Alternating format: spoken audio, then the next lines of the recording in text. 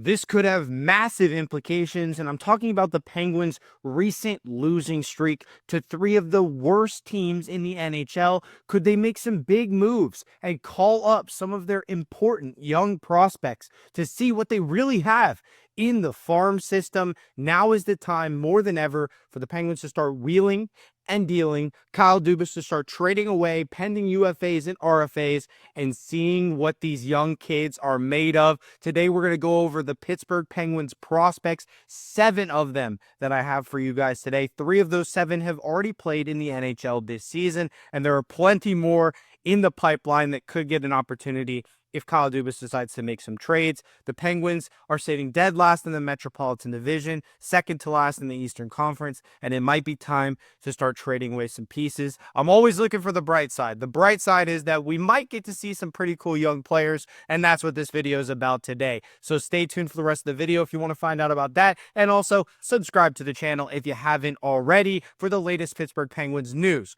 rumors, updates, and analysis. Let's jump right into the video because I'm super excited to get to talk about the next generation of Pittsburgh Penguins. Instead of just being down in the dumps about how bad the Penguins have played lately, let's just take a glimpse into the future. We're going to start with Rutger McGroarty. Now, the Penguins traded for Rutger because they knew that he was more NHL ready than Jaeger. That's why they made the trade with Winnipeg. And Rutger McGroarty got on the NHL roster. He made the team to start the season, and he only got 3 games before he was sent down to Wilkes-Barre Scranton. Now, there were a lot of reasons for that, and I think one of the reasons why Rutger was sent down was nerves. I don't think he was ready for the big moment. I think he really still had to develop in a lot of different ways, and I'm not blaming him for his performance early on in his Penguins tenure. If we're going to judge a guy off of his first 3 games, there's a lot of players over the years that we would rule out. So I just want to focus on the skill that Rutger McGroarty has and the physical aspects of his game that are going to play in the NHL. Like, this is a dude that can be a legit gamer for the Penguins moving forward. You know, he's ranked number 1 on their prospects board from a little while ago. This was a list made by The Athletic. That's going to be most of my graphics for this video today, just so that I can give you guys a little bit of information about these guys, because I don't watch the Wilkes-Barre Scranton Baby Penguins on a daily basis. I watch every Penguins game, but I don't watch every Wilkes-Barre game. So I've seen glimpses and highlights of these players, but I can't give you a detailed breakdown of their games without, using other sources. So for Rutger McGroarty, there's a lot of things to like, right? Among the reasons why Rutger McGroarty didn't succeed immediately in the NHL is he had to really adjust to the pace of play. It's a huge adjustment from college level to the NHL, and throwing him right in there, feeding him to the wolves essentially was a very difficult thing for Rutger to adjust to. And now that he's getting some reps under him in the AHL, he's becoming a more complete player. And it's going to be really important to see some more reps for Rutger McGroarty at the NHL level before the season's over. And part of trading guys away is getting to see guys like Rutger McGroarty, seeing what they're made of, getting a taste for what they might be and what kind of player they could be at the NHL level. Are they going to be a top 6 forward? Are they going to be a depth piece, a role player? We need to know that kind of stuff in order to build our team for the future. So McGroarty, one of those kids, he just looks like a pro hockey player, stands strong, he's fit, he's got charisma. Skating doesn't look the prettiest through his first few steps, but there's so much power there. And he has really good spatial awareness. Reads and effort level help him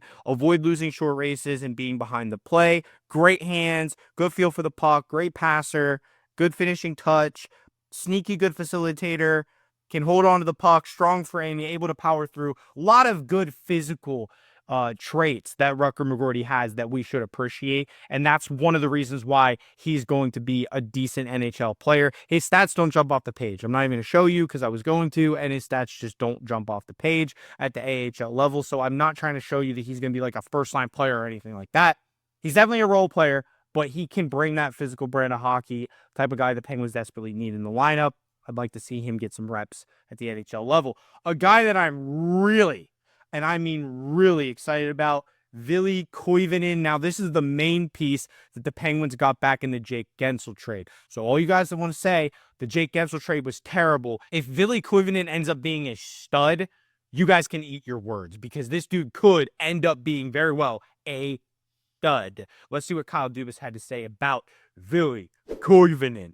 Kyle Dubas said, "I think Ville's reputation is that he is a highly skilled winger. If you watch Wilkes-Barre now, he's always in the middle of everything. He's a highly, highly, highly competitive player. He pushes the envelope, and sometimes he tears it. We want him to push the edge without tearing it as much as taking penalties. But we've been really impressed with him, not only the playmaking, the skill stuff that was always apparent, but how he's really developed competitively and the impact he's had.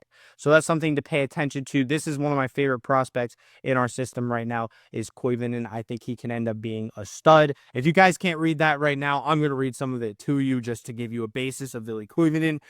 Entertaining, gifted winger. Something you need to know about him is he played overseas for the last 3 seasons. He was very impressive in the first 2 games of the canceled World Juniors in Edmonton.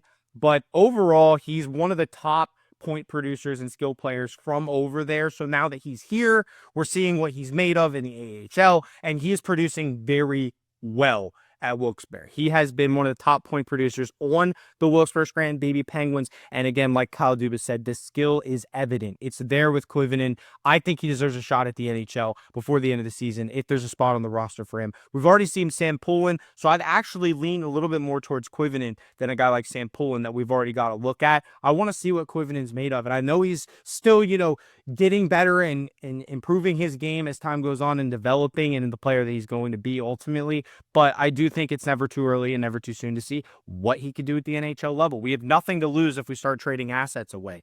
Owen Pickering is a guy that I put on here for the simple fact that I can't figure out why he was sent back down.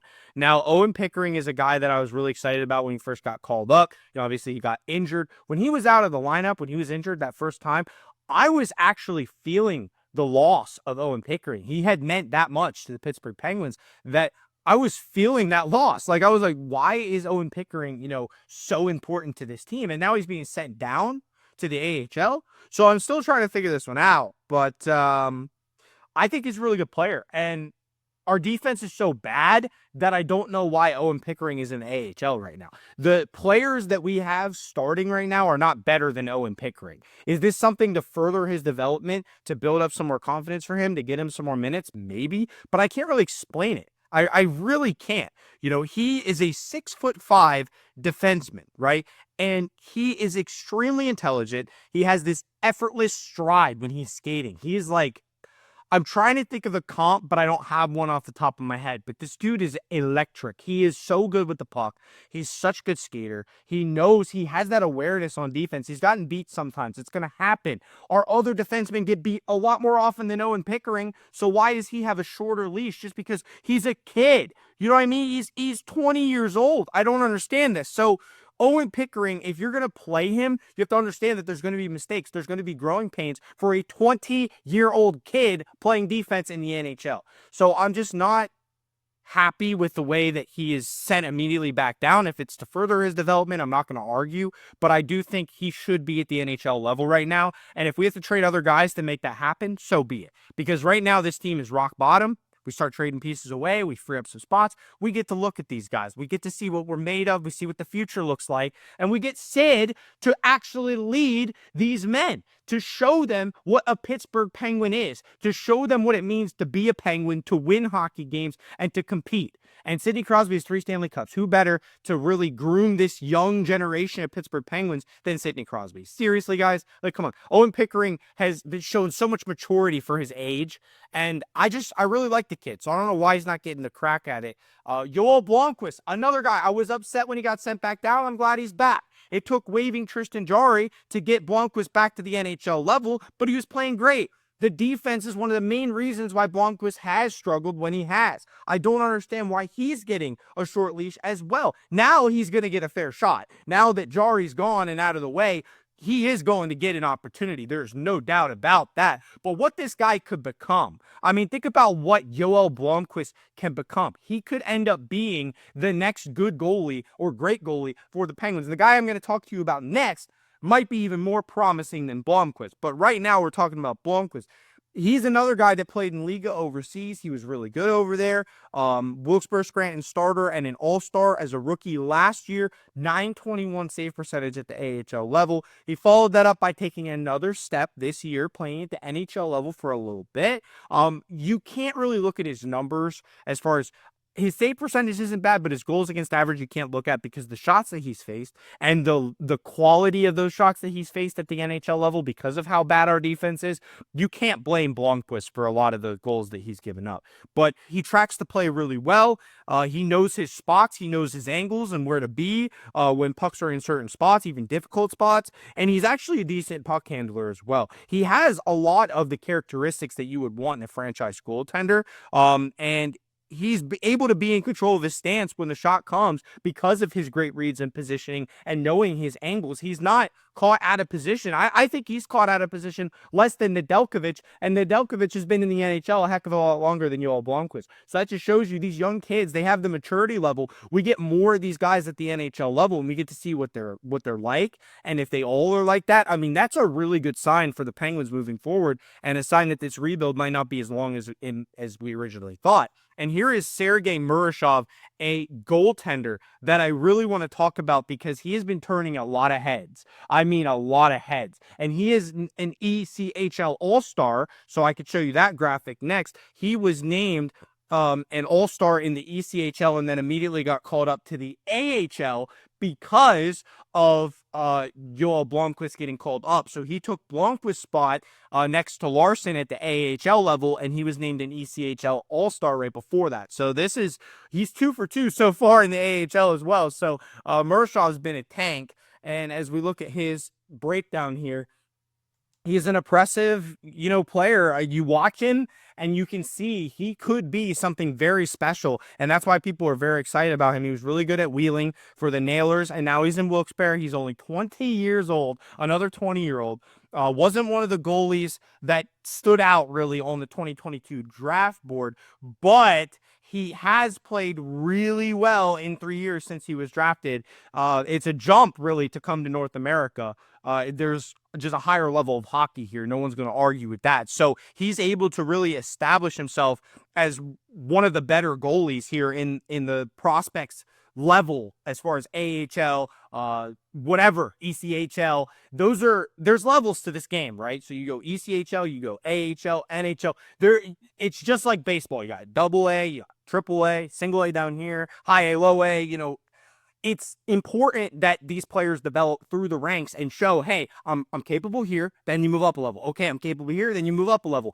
Murashov's getting a chance to show what he's made of at the AHL level, which is only one step under the NHL. If he goes out there and dominates for the Wilkes-Barre Baby Penguins for the next couple weeks, I mean, the Penguins might have to give him a look. They might have no other option, right? He is very quick, very nimble on his feet. He gets to a lot of pucks, stays with shooters, one-on-one. He's got great hands. Similar stuff I've said about Blomqvist. This is maybe a future tandem for the Penguins. You got Larson, too. They got some decent goalie prospects that they've drafted over the years. He was actually one of the better goaltenders in the MHL and the KHL over in Russia. He actually played really, really well in Russia, turned a ton of heads. He also played on the Russian Holenka Gretzky Cup team that won the gold medal in 2021. Really, if Russia had played more in the last couple World Juniors, he would have generated a lot more attention, a lot more buzz to his name. But because they didn't, obviously he got overlooked quite a bit, and the Penguins are okay with that because they have an absolute stud in Sergei Murashov that I'm really excited to see what he could do. Now we talk about Vasili Ponomaryov, and now this is a guy that was brought over in the Hurricanes trade as well. These are players that helped replenish the Penguins prospect pool for a reason. That's why Kyle Dubas made the trade. Again, a lot of hate that he's received for that trade, but he got us some good prospects in the grand scheme of things. So obviously we got Koivunen, and then we got Ponomaryov as well. And then there's another guy, Cruz Lucius down there. I think he's playing in college still. That's still in the prospects that could end up being, a decent player for the Penguins. And then we also got a conditional first-round pick and then a later-round pick as well from Carolina in that trade. So the trade's looking better and better as these players continue to, develop and get better as time goes on. These guys are playing really well at the AHL level, producing points and doing a really good job for the Baby Pens. Ponomaryov is 22 years old. The first thing you're going to see about Vasili is that he's really hard to dislike. And if you watch him play, you'll understand what I mean. You watch the way he interacts with other players. He's just a likable guy. And we talk about his lack of production in QMJHL, but we also talk about how he appeared in NHL games with the Hurricanes before he was traded to the Penguins. So this is a guy that they had confidence in to give him reps at the NHL level, and the Penguins still haven't given him that. So I do think Ponomaryov is on his way up. I think he should be, looked at, and he should get that opportunity before the season's done. It's a guy we really want to know what we got. He's only 22 years old. Is he going to be a guy that's going to play up the middle? Is he going to play wing? I don't know. But if we get a look at him, then maybe we could tell you. Maybe we get a better idea of what we have. All these guys are listed as centers or wings or both. So especially the forward group, we want to know where these guys are going to line up and what our future might look like so that we can make plays for other players. Kyle Dubas is going to go trade for a bunch of young players and give up other young players unless he knows that they fit in our long-term plans. And that's the only way you know that is if you're giving these guys that opportunity. So then we talk about Tristan Broz, who's the last guy on my list today. This is a guy that, University of Minnesota, he kind of struggled, okay? There were some questions about his upside, but he's transformed. We've seen a lot of news on Broz lately. He was listed as one of the 2 Penguins that have impressed lately in a Sports Illustrated article, I believe, where him and Murashov were mentioned, and they talked about Tristan Broz, and they talked about all the good things that he does and all the great aspects of his game. He's 22 years old, again, can play center, he can play wing. He actually transferred colleges from Minnesota to Denver, and then he ended up being really good at Denver. He took a step up after he transferred. His first year as a pro, he's also been kind of a pleasant surprise, showed some real soft skill in the Penguins rookie tournament, and has been a very solid contributor in the AHL as well. His defensive results haven't been anything crazy, but he's got playmaking ability, right? So Tristan Broz is a guy that you don't know. These guys, there's so many young players on this team that we have in our farm system that if we don't get a look at them, how do we know? How do we know? Them playing at the AHL level and then taking a step up to the NHL is showing them a vote of confidence and saying, hey, we think you have the qualities to be a Pittsburgh Penguin. We want to see what you can do. And even if you struggle, it's experience. You could put that in your belt and you could be like, you know what? I'm going to play with a chip on my shoulder from now on. I think Rutger McGroarty getting sent back down as quickly as he did is the best thing for him because he understood it. You know how bad that dude wanted to be a Penguin? Let me get that off the screen since I'm talking about McGroarty again. You know how bad Rutger McGroarty wanted to be a Penguin? And when he was traded to Pittsburgh and he found out he made the opening night roster, he was ecstatic. And he was like, oh, this is my chance. It got to him, right? So then he got those reps. He got to see, hey, this game is a lot faster here. And he got to see what that's like and then sent back down. I use him as an example because a lot of these guys, if they get the reps, if we have, 30 games left this season, right? We get these guys even, 10 games under their belt, all the ones I just mentioned, even, sporadically, like you give one guy 10 games, another guy, because I know we don't have all that much room. Puljujarvi hasn't even gotten that much of a crack at it. But you give these guys an opportunity. You see what they can do. They're basically trying out for the team next year. We're almost giving up on the playoff push for this year, right? So we're looking towards next year. It's like baseball teams do in September. They do September call-ups. They let the guys play for them for a month, and you see what they can do against them. They'll be pitching. It's the same thing in hockey. We want to see what they can do with a faster-paced game, bigger, more skilled players, and just give them a look. Give them an opportunity. Give them a feel for what it's like so that they know what aspects of their game they have to develop and what type of player they are. So this is going to be a really important growth period for the Penguins. It's going to be a lot of decision making. That's why I say how important this could be, and this could have some serious implications if the Penguins make the wrong calls here. But Kyle Dubas is going to be trading guys away. He's going to be opening up spots. These young guys that I just mentioned, these 7 guys I just mentioned, I know one of them is currently at the NHL level. 2 of them, McGroarty and Pickering, have played in the NHL already this year. Maybe you do live Pickering down there at the AHL level and you call up a different defenseman. But just giving these guys reps, giving these guys the opportunity to see what the NHL is really like, what it's made of, to see, is the game too fast for them? Do they have to work on this? Do they have to work on this? It's important. So I leave you with that note. The last thing I'll do today is I'll ask you a trivia question. It's an easy one. It's been a long video, so I'll give you kind of a layup today. What number did Mark Recchi wear? What number did Mark Recchi wear? It's easy, guys. Number 8, Mark Recchi, January 28th. Today is Tuesday. Thank you guys for watching this video. You're probably watching this on Wednesday because I posted really late today. It's been a busy day, but I'm still getting out a video, prospect video, and then I'll have more content for you guys tomorrow, talking about the Penguins playing the Utah Hockey Club. They have struggled lately. They've lost to 3 of the worst teams in the National Hockey League, and that's why we're doing a prospect video. We got to talk about the next era of Penguins hockey. If this era is not going to work out present day, I love to think about the future and what this team could be in the coming years, all these cool prospects that we have coming up, analyze them a little bit, give them a little bit of love, and hopefully we see them at the NHL level sooner rather than later. Thank you guys for watching. Subscribe to the channel if you haven't already, and we'll see you on the next episode of Penguins Digest.